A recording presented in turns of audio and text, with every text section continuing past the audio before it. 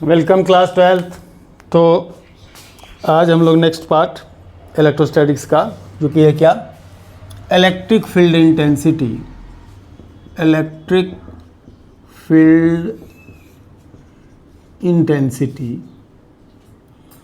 वो हम लोग देखेंगे।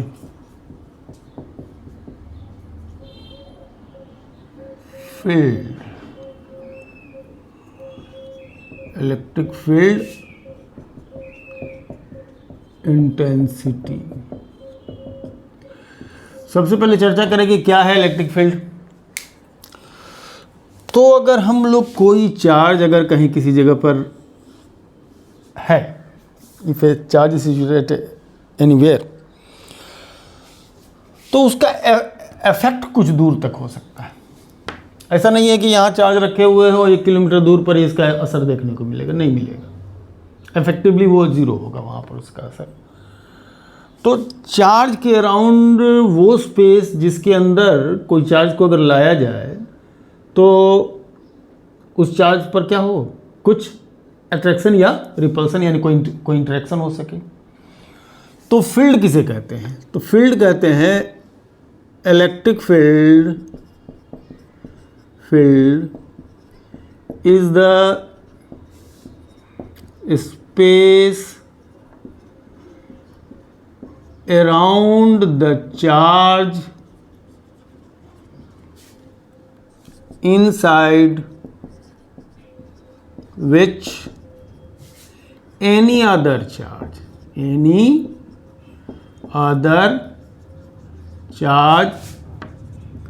experiences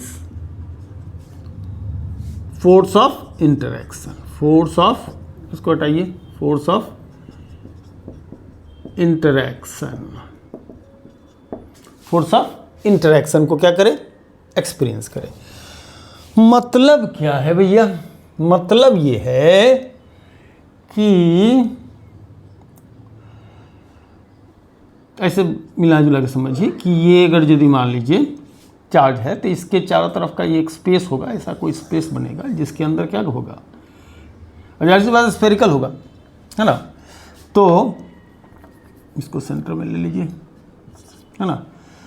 इसके किसी भी पॉइंट पर अगर हम किसी चार्ज को ला करके रखते हैं तो ऐसे में क्या होगा, वो इंटरेक्ट होगा या अट्रैक्ट होगा या रिपेल होगा। ठीक है, इंटरेक्शन का मतलब अट्रैक्शन रिपल्सन दोनों। ठीक है, चलिए। तो अब एक चीज़ जानने समझने की बात आती है, हम लोग आते हैं अब जरा सा इंटेंसिटी की बात में।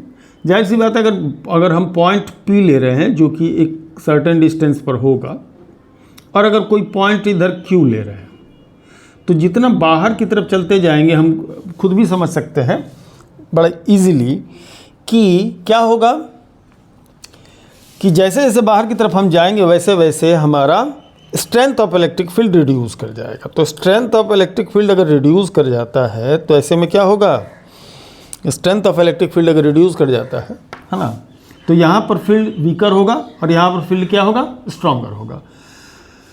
तो हर एक पॉइंट पर फील्ड का स्ट्रेंथ अलग अलग होगा, और किसी भी पॉइंट पर फील्ड का स्ट्रेंथ कितना है, इस बात को हम लोग किस बात से डिफाइन करते हैं, electric field intensity. Intensity at any point inside the electric field. Okay, उसी को हम लोग कह रहे हैं क्या, electric field intensity.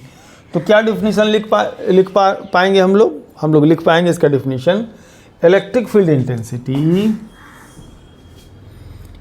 Electric field intensity is the force experienced by unit test positive charge electric field intensity at a point. यहाँ पर एक चीज जोड़ लीजिए, तो एट ए पॉइंट, पूरा हटाना पड़ेगा, काफ़ी लाइन चेंज करना होगा। ठीक, हटाइए। इंटेंसिटी एट ए पॉइंट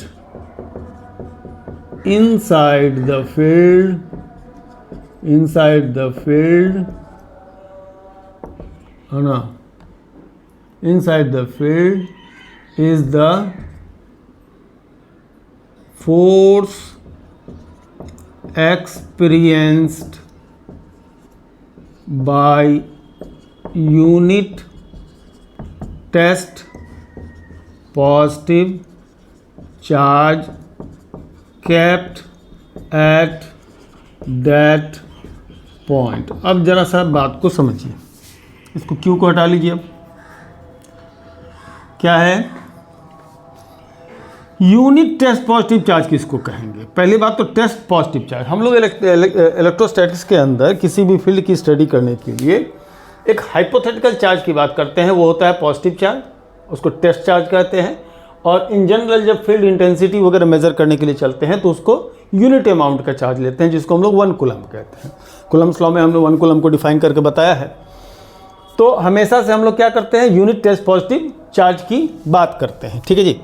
तो यूनिट टेस्ट पॉजिटिव चार्ज की बात करते हैं और उसको लेकर के ही बहुत सारा चीज़, पोटेंशियल की बात आए या फिर हम लोग का किसकी बात है, इलेक्ट्रिक फील्ड इंटेंसिटी की बात है, उसके मेजरमेंट के लिए हाइपोथेटिकल चार्ज, हाइपोथेटिकल उसको कहते हैं जिसको हम इमेजिन कर लेते हैं कि अगर 1 कूलम का चार्ज को अगर इस जगह पर रखा जाए तो क्या बिहेवियर शो करेगा, ठीक है। तो उसी बात को हम लोग यहाँ कहा जा रहा है कि electric field intensity at a point inside the field is the force experienced by unit test positive charge kept at that point, है ना। अब देखिए समझने वाली बात क्या है कि हम लोग यूनिट चार्ज की ही बात क्यों करते हैं। यूनिट चार्ज की बात इसलिए कहते हैं कि मान लीजिए पी पॉइंट पर आपने यूनिट जितना जो चार्ज रखेंगे, अगर क्यू पर भी उतना ही चार्ज रखेंगे तभी ना समझ में आएगा कि कहाँ पर स्ट्रॉन्ग और कहाँ पर वीकर है। यहाँ पर अगर डिफरेंट चार्ज रखेंगे, यहाँ पर डिफरेंट चार्ज रखेंगे, तो ऐसे में फोर्स ऑफ इंट्रैक्शन चूँकि एफ की डिपेंडेंसी प्रोडक्ट ऑफ चार्जेस पर होता है, प्रोडक्ट ऑफ चार्जेस पर होता है, तो कोई सेम चार्ज रखा जाएगा तभी हम कंपेयर कर सकते हैं कि पी और क्यू के कंपैरिजन में कहाँ पर फील्ड क्या है, स्ट्रॉन्गर है। तो इस कंपैरिजन को करने के लिए हम लोग क्या कर लेते हैं कि यूनिट टेस्ट पॉजिटिव चार्ज ही ले लिया जाता है, ठीक है। ये ट्रेडिशन है, इस ट्रेडिशन को हम लोग ब्रेक नहीं कर सकते, क्योंकि ऐसा ब्रेक करने से क्या होगा, फिर समझाना बड़ा मुश्किल हो जाएगा, ठीक है। तो इस बात को याद रखेंगे कि यूनिट टेस्ट पॉजिटिव चार्ज का मतलब क्या है, ठीक है। चलिए आर डिस्टेंस पर अगर कोई पॉइंट पी है, अगर इसको मान के चले कि ये क्यू चार्ज है और ये चार्ज कितना है, क्यू नॉट चार्ज है, ठीक है। तो जैसा कि हम कह रहे हैं कि क्या होगा, इलेक्ट्रिक फील्ड इंटेंसिटी क्या होगा, force experience per unit charge, यही होगा ना, force divided charge, that is force experience per unit charge, ठीक है। तो ऑब्वियसली पॉजिटिव चार्ज, तो एफ अपॉन क्यू नॉट होगा। अब जरा कूलम्स लॉ देखें तो कूलम्स लॉ इस जगह पर क्या कहता है, अगर ये क्यू चार्ज है, ये क्यू नॉट चार्ज है, तो एफ क्या कहेगा, एफ कहेगा 1/4 pi epsilon not Q not by कितना, आर डिस्टेंस पर अगर है ये आर स्क्वायर कहेगा। अगर इसमें क्यू नॉट का दोनों साइड में डिवीज़न लगा दिया जाए, क्यू नॉट कट जाएगा तो क्यू बाई कितना आ जाएगा, आर स्क्वायर आ जाएगा। यानी इलेक्ट्रिक फील्ड इंटेंसिटी के लिए एक्सप्रेशन कुछ इस तरीके का आ जाएगा, किसके लिए, पॉइंट चार्ज, इसको हम लोग पॉइंट चार्ज कंसीडर कर रहे हैं। ये जो कंसीडर किया जा रहा है, क्या कंसीडर किया जा रहा है, पॉइंट चार्ज कंसीडर किया जा रहा है, ठीक है नहीं, है ना। तो electric field intensity due to a point charge at any point at a distance R is equal to 1/4 pi epsilon not Q by कितना होगा, आर स्क्वायर। इसमें के भी लगा सकते थे, इसमें के ले सकते हैं आप, डाइलेक्ट्रिक कांस्टेंट, जो कि हम कूलम्स लॉ में क्या किए हैं बताएं, ठीक है। तो ये बन जाएगा एक्सप्रेशन इलेक्ट्रिक फील्ड इंटेंसिटी के लिए। अब जरा सा एक बात और नोटिस करने वाली बात होगी इसमें, कि एक और बात नोटिस करने वाली होगी, और वो बात क्या होगी नोटिस करने वाली, कि इसकी सिग्निफिकेंस क्या हो जाती है इलेक्ट्रिक फील्ड इंटेंसिटी। नोट करने वाली बात ये होती है कि अगर E को F बाई क्यू नॉट कहते हैं तो F को क्यू नॉट इंटू ई कह सकते हैं। अब आप बोलेंगे सर पहले इसको लिए फिर उल्टा करके इसको ले रहे हैं, मतलब क्या है। देखिए कभी कभी क्या होता है, जो एजम्पशन है उसी से उसका रिवर्स भी हमको कुछ सेंस देता है। अब इलेक्ट्रिक फील्ड स्ट्रेंथ अलग अलग पॉइंट पर अलग अलग होगा। अगर हमको कहीं पर दिया हो कि इस जगह पर इलेक्ट्रिक फील्ड का स्ट्रेंथ ये है, इस जगह पर इलेक्ट्रिक फील्ड का स्ट्रेंथ ये है, तो इतने चार्ज को रखेंगे तो कितना फोर्स एक्सपीरियंस करेंगे, तो उसको किस चीज़ से निकाला जाएगा, उसको इस चीज़ से निकाला जाएगा कि F इक्वल टू QE।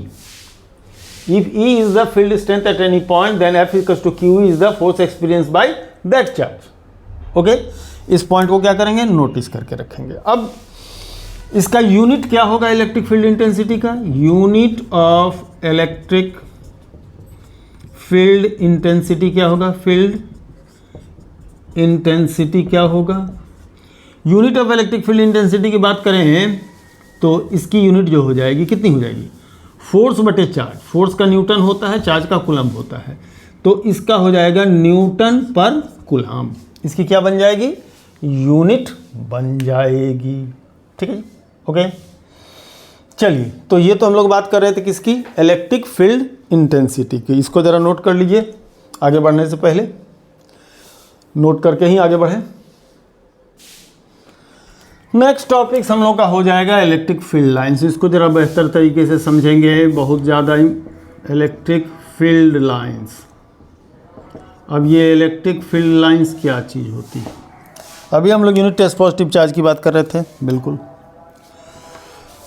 ज़रा बारीकी समझिएगा, अगर आपके पास यहाँ पर पॉजिटिव चार्ज आपने क्या किया, रखा,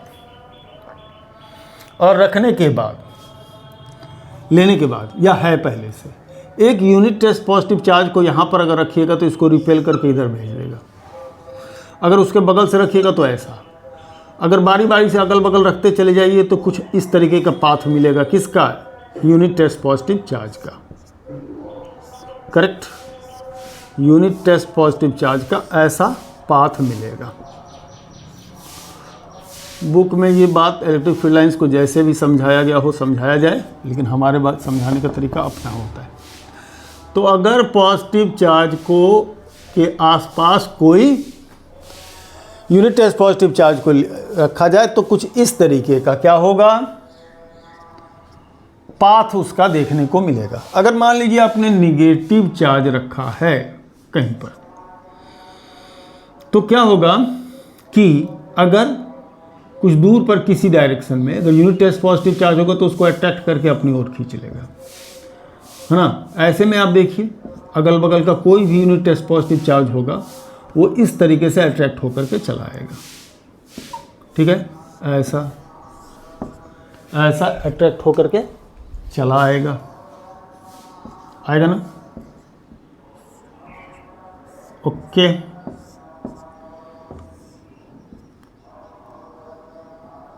ओके। अब बात करते हैं किसकी, अगर एक पॉजिटिव चार्ज और निगेटिव चार्ज को अगल बगल रख लें या हो, रख लें या पहले से हो, ऐसे सिचुएशन में अगर यहाँ पर कोई यूनिट टेस्ट पॉजिटिव चार्ज है तो यहाँ से ये रिपेल होगा, लेकिन इससे अट्रैक्ट होगा, तो कुछ इस तरीके के पाथ को फॉलो करेगा। इस तरीके के पाथ को क्या करेगा, ये फॉलो करेगा। ऐसा ऐसा ऐसा पाथ क्या करेगा, ये फॉलो करेगा, ऐसे पाथ को फॉलो करेगा। ठीक है, ऐसा, है ना, ऐसा।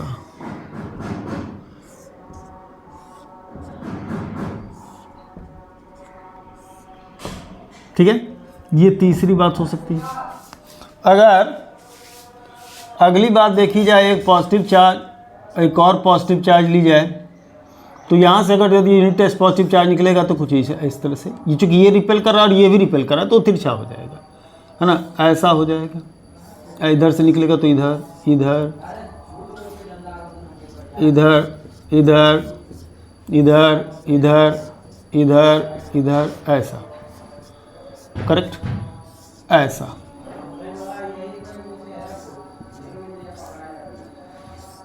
ऐसा ऐसा,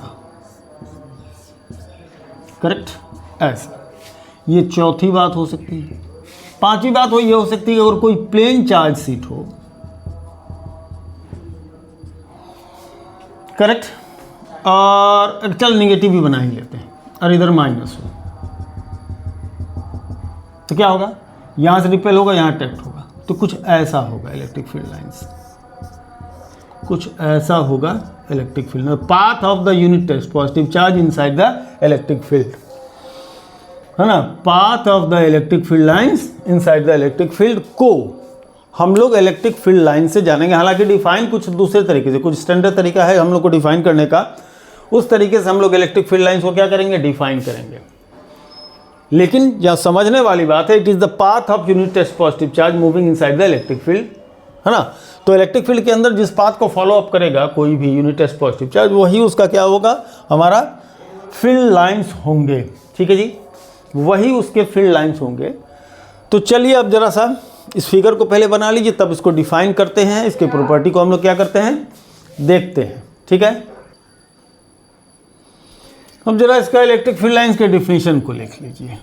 लिख क्या लीजिए, क्या है डिफिनीशन इसका, electric field lines are the continuous smooth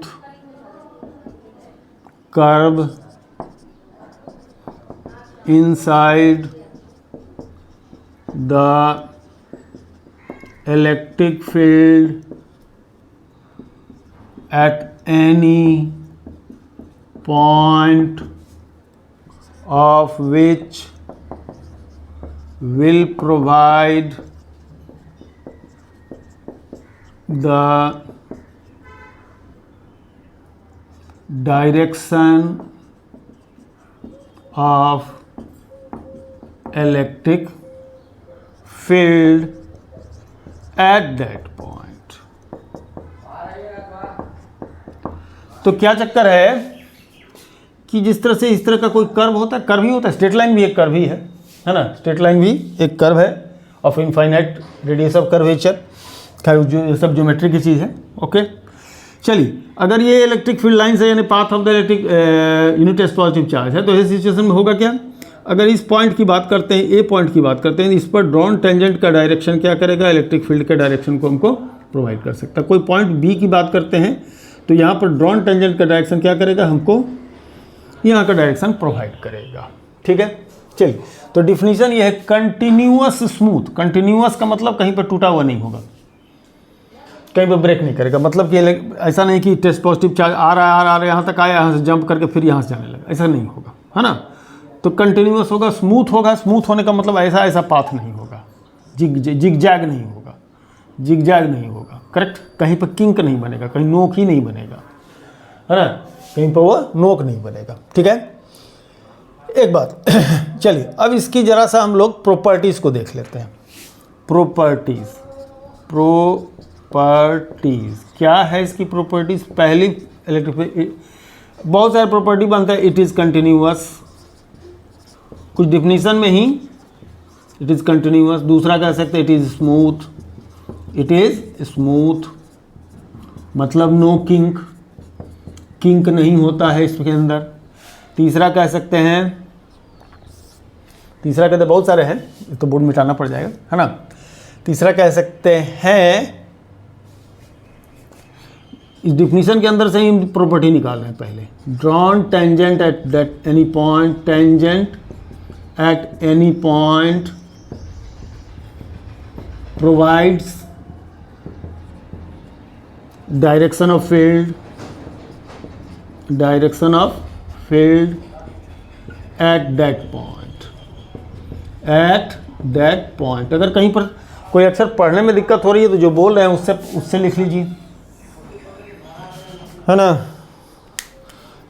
अब आइए, ये तो डिफिनीशन से ही। फोर्थ पॉइंट क्या होगा, फोर्थ पॉइंट में आएंगे longitudinally, longitudinally it contracts which causes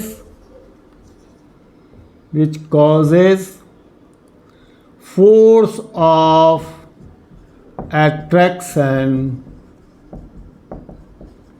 between unlike charges,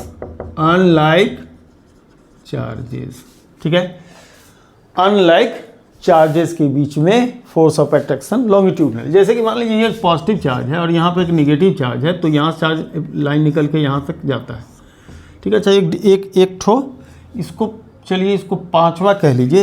एक थोड़ा सा उसके पहले एक प्रॉपर्टी, चलो बाद में ले लेते हैं, उसको बाद में ले लेते हैं, क्योंकि छूट गया, उसको पहले लेना चाहिए था। पॉजिटिव से ओरिजिनेट होता है, एक प्रॉपर्टी ये भी है कि पॉजिटिव से ओरिजिनेट होता है, नेगेटिव में टर्मिनेट होता है। ये एक पॉइंट छूटा हुआ है। चलिए इस तरीके से ये चार इलेक्ट्रिक फील्ड लाइंस निकलते हैं। तो लॉन्गिट्यूडनली ये कहता क्या है कि ये कॉन्ट्रैक्ट करता है, इसे सिकुड़ता है, जिसके कारण प्लस माइनस की तरफ और माइनस प्लस की तरफ अट्रैक्ट होता है। वही बात कहा जा रहा है कि longitudinally it contracts which causes force of attraction between unlike charges। अगला बात कहता है कि laterally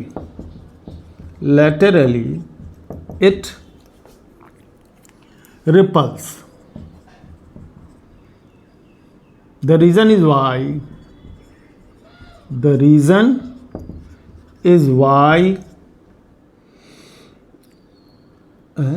like charges repels each other। एक दूसरे को लाइक चार्जेस क्या करते हैं, रिपल करते हैं। होता है ना, जैसे कि ये क्या हो रहा है ऐसा, तो लैटरली एक दूसरे को रिपेल कर रहा है, कहना ये चाह रहा है। ज़्यादा लाइन नहीं बनाते हैं, मतलब ये लैटरली एक दूसरे को, साइड वाइज एक दूसरे को क्या करते हैं, रिपेल करते हैं।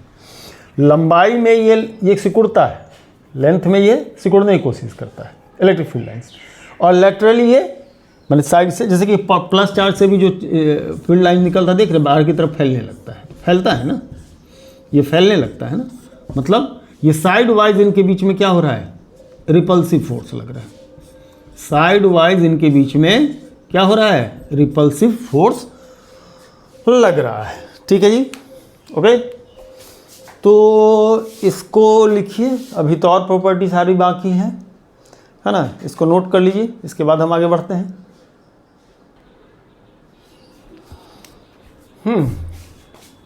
6 हो गए थे, 7वां जरा सा वो छूट गया था, ले लीजिए। फील्ड लाइंस यानी electric field lines originates from positive charge and terminates to negative charge और टू इनफाइनाइट। दो ही प्रॉपर्टी देखने को मिलती है। अगर प्लस चार्ज के करीब में माइनस चार्ज है तो इससे निकलेगा, इसमें क्या होगा, इंटर कर जाएगा, इससे निकलेगा और इसमें इंटर कर जाएगा। ठीक है, या फिर कोई पॉजिटिव चार्ज है तो यहाँ से निकल करके क्या हो जाएगा, इनफाइनाइट की तरफ टेंड कर जाएगा, यही होगा। Okay, origination electric field lines का पॉजिटिव चार्ज से ही होता है, टर्मिनेशन नेगेटिव चार्ज में होगा, टर्मिनेट कर जाएगा नेगेटिव चार्ज में। 6वां, 7 हो गया, 8वां। No two electric field lines intersects each other। कोई भी दो इलेक्ट्रिक फील्ड लाइंस एक दूसरे को इंटरसेक्ट नहीं करेंगे। करेक्ट, ऐसा नहीं होगा। नहीं होने के पीछे रीजन क्या है, तो पहले समझ लीजिए क्या होगा। अगर हम जैसे कि जानते हैं कि इलेक्ट्रिक फील्ड लाइंस, एक लाइन ये हो गया, एक लाइन ये हो गया, अलग अलग दो लाइन है।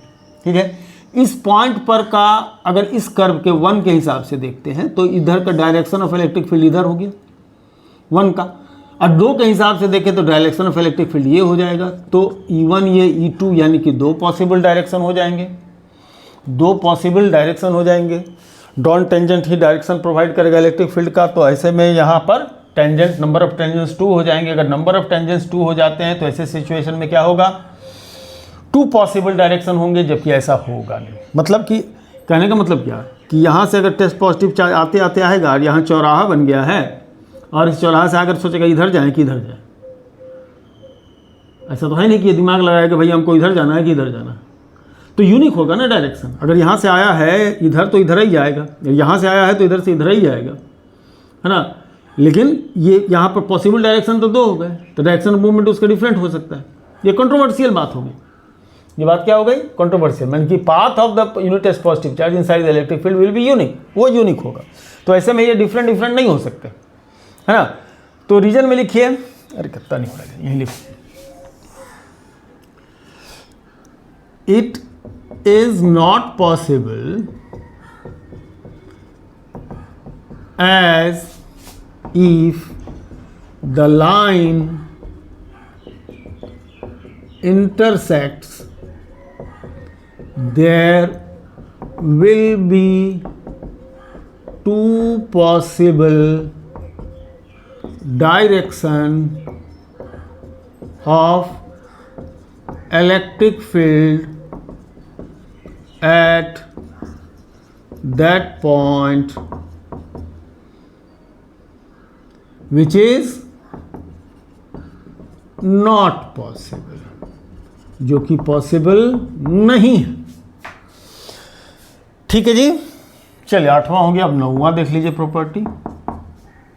ओके, ये समझ गए आप कि अगर इंटरसेक्ट करेगा तो पॉसिबल डायरेक्शन 2 होंगे, या पॉसिबल डायरेक्शन 2 नहीं हो सकता। वहाँ कोई चौराहा नहीं बनता है कि कभी आकर के यूनिट टेस्ट पॉजिटिव इधर चला जाएगा, कभी इधर चला जाएगा, है ना।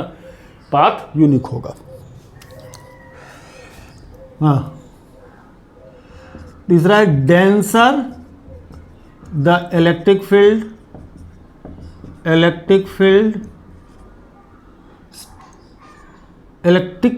Lines, denser the electric field lines, stronger is the field।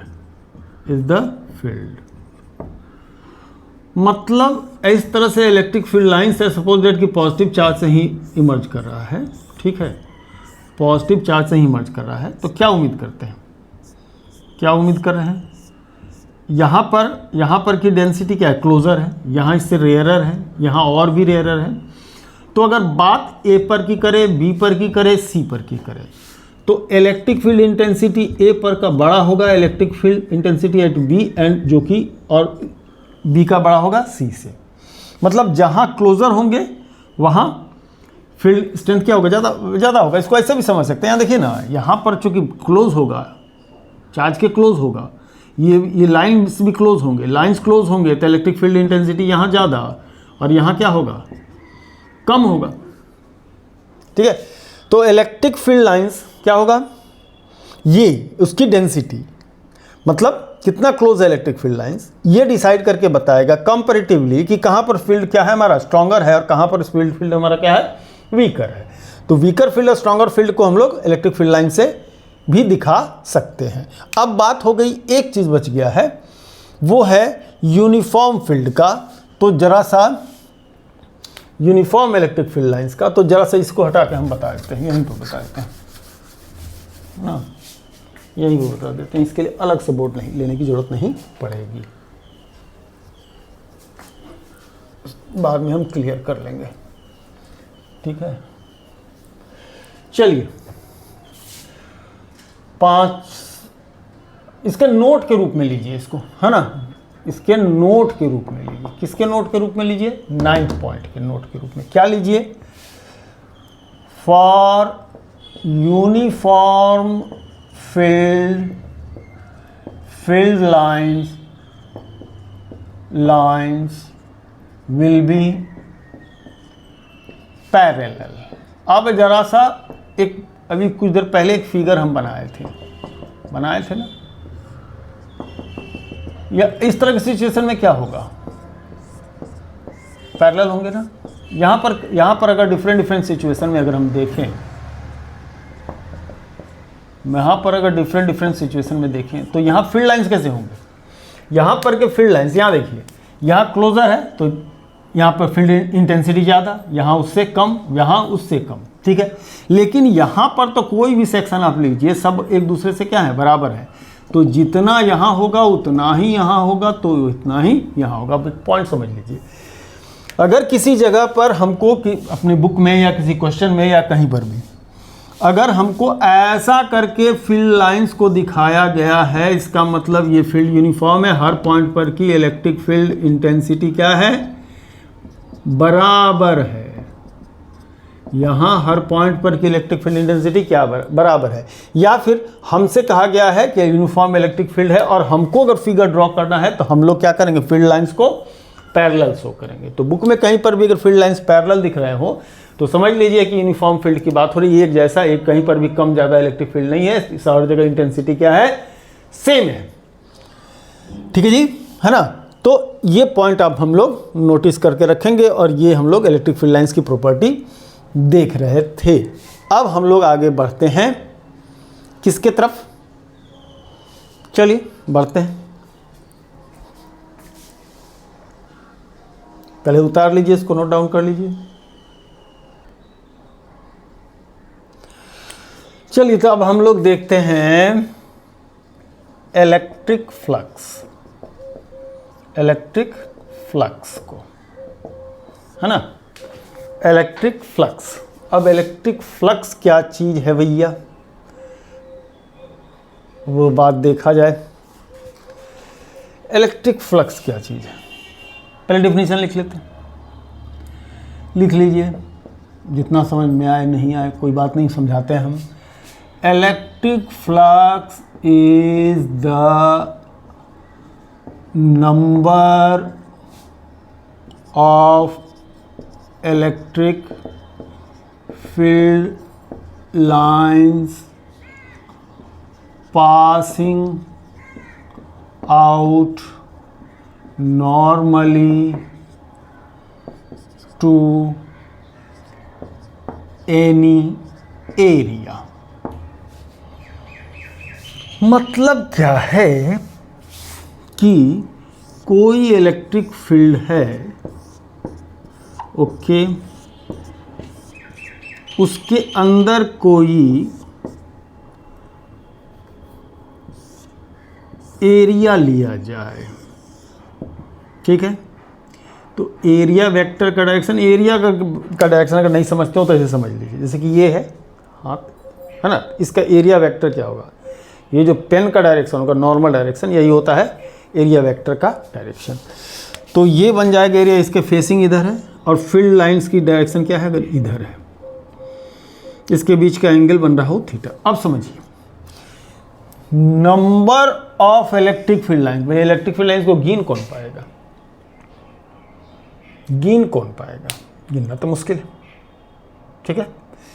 लेकिन अभी अभी हमने आपको इलेक्ट्रिक फील्ड इंटेंसिटी किसको रिप्रेजेंट करता है, डेंसिटी ऑफ फील्ड लाइंस को। मतलब डेंसर होगा एरिया के वाइज तो इलेक्ट्रिक फील्ड इंटेंसिटी ज़्यादा होगा, यानी कि डेंसिटी को रिप्रेजेंट कौन कर रहा है, इलेक्ट्रिक फील्ड लाइंस, है ना। यानी फील्ड इंटेंसिटी डेंसिटी को दर्शाएगा। तो if phi B the flux, अगर हम इसको फ्लक्स मान के चल रहे हैं तो फाई की बात डेंसिटी इंटू एरिया लिख सकते हैं, correct. Density into area, number of lines हो जाएगा कि फील्ड इंस्टेंस जितना होगा उतना ही ज़्यादा इलेक्ट्रिक फील्ड लाइंस होंगे, उसको एरिया से मल्टीप्लाई करेंगे तो उतना ही ज़्यादा नंबर ऑफ लाइंस होगा, ठीक है। लेकिन इतने से बात बनेगी नहीं, E इंटू ए से बात फ्लक्स की नहीं बनेगी, है ना। फ्लक्स को फाई से रिप्रेजेंट कर रहे हैं, ओके, है ना। तो इतने से ये बात बनेगी नहीं, तो इतने से अगर ये बात नहीं बनती है तो क्या होगा, तो होगा ये कि चूंकि अगर जैसे कि मान लीजिए अगर इधर से इलेक्ट्रिक फील्ड लाइंस हैं जा रहे हैं, है ना, इलेक्ट्रिक फील्ड लाइंस इधर से जा रहे हैं और ये एरिया है, तो इसमें सीधा सीधा जाएगा। लेकिन अगर ये तिरछा हो जाए तो कहानी क्या होगी, इसको समझने के लिए ज़रा सा एक बात को समझिए कि अगर मान लीजिए ऊपर से बरसात हो रहा हो, ऐसा रेन हो रहा हो, उसको हम हटा देंगे समझने के लिहाज से कर रहे हैं, और एक ही जैसे 3 बॉक्स को रखे गए हो नीचे, एक ऐसा, एक ऐसा और एक बिल्कुल सुला दिया गया हो, 1 2 3। आप क्या उम्मीद करते हैं सबसे पहले कौन भरेगा, ये भरेगा, ये बाद में भरेगा। क्यों, क्योंकि रेन के डायरेक्शन में इसका एरिया का जो प्रोजेक्शन है वो कम है, रेन के डायरेक्शन में एरिया का प्रोजेक्शन बहुत कम है।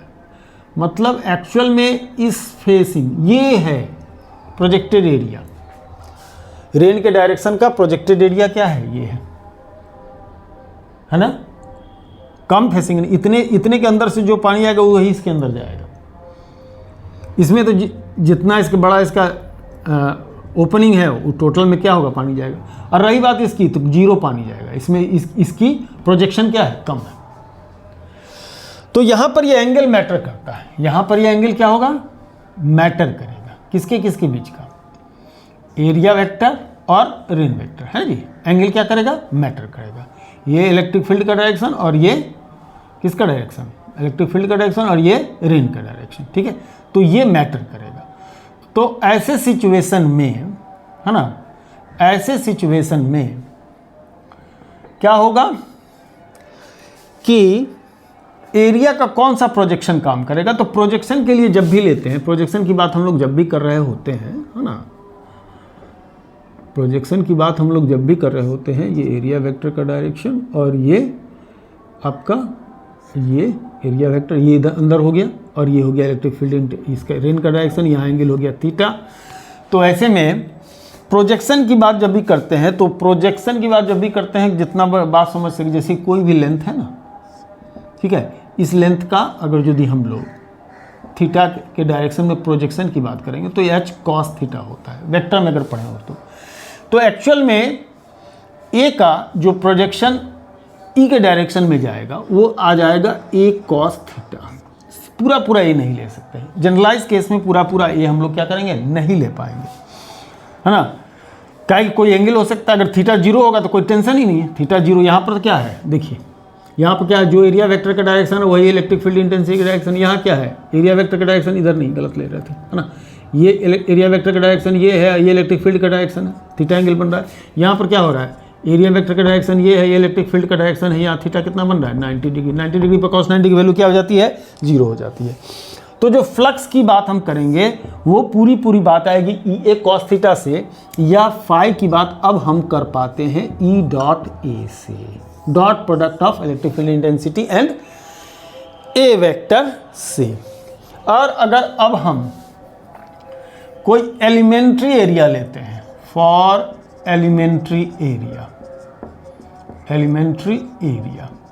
एलिमेंट्री एरिया के लेते हैं, मान लीजिए कोई छोटा सा पोर्शन ds लेते हैं, इलेक्ट्रिक फील्ड इंटेंसिटी का डायरेक्शन ऐसा होगा, ds वेक्टर ऐसा होगा, यहाँ एंगल थीटा होगा। तो इस जगह पर हम लोग इस्तेमाल करेंगे d phi E dot ds लेंगे या ई ds कॉस थीटा लेंगे। अब जो भी 12th के बच्चे इसको देख रहे होंगे, ये डॉट प्रोडक्ट कितना समझते हैं, नहीं समझते हैं, नहीं समझते हैं, जाकर के प्रोडक्ट ऑफ वेक्टर्स को पढ़ लीजिए, देख लीजिए, थोड़ा समझ लीजिए। नहीं समझिएगा तो आगे में जाकर के आपको काफ़ी तकलीफ होगी। तो ये रूल हम लोग का क्या करेंगे, अप्लाई करेंगे, ठीक है। चलिए